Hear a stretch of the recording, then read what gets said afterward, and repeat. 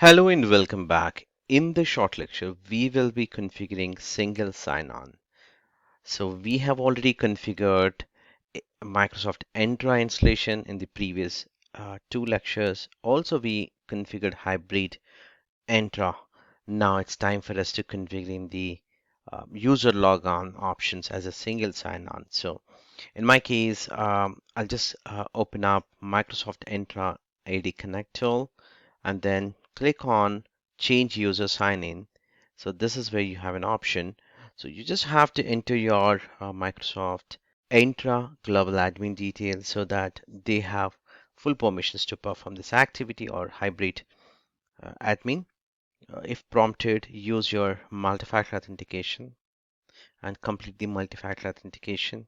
And once you've completed multi-factor authentication, it actually opens up sign-in option. So you have here password hash synchronization as well as uh, PTA, that's the password through authentication. So you could choose any of them. There are advantages and disadvantages. You could check definitely the article which I linked up here within the resource lecture. And for sure, you just have to select here the enable single sign-on and click on next. That way, it would be no configure. I did explain earlier. We can go for password hash or PTA, right? These two options. But there is with the combination of single sign-on, there are additional information also you need to learn. So you could check that article which I mentioned, or click on next and enter here your enterprise admin details. So you have to mention as your domain name, in this case, mylab /administrator, and the password. And that's all. The configuration part is done, but it's just about to configure. Once the visit is completed, you need to configure the GPO. So there are a couple of settings that we have already configured for your hybrid AD join. And we also have to add additional two more steps within the same group policy, or you can create a new group policy also. So let's close this wizard as it's completed. It's recommended that you could check this if you just go through this documentation. It says that hey, you have to configure some group policy. That's what we're going to do it in a minute. And let's actually device options. We have already done that. Close and open up the existing group policy that we created in the previous lecture. And I'll navigate to the same group policy from the policies, administrative templates, Windows components, Internet Explorer, and Internet Control Panel. Under security page, we did configure site to zone.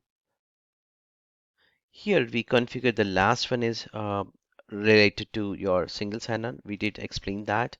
You also have to come to trusted sites, enable this, allow updates to status bar via scripts.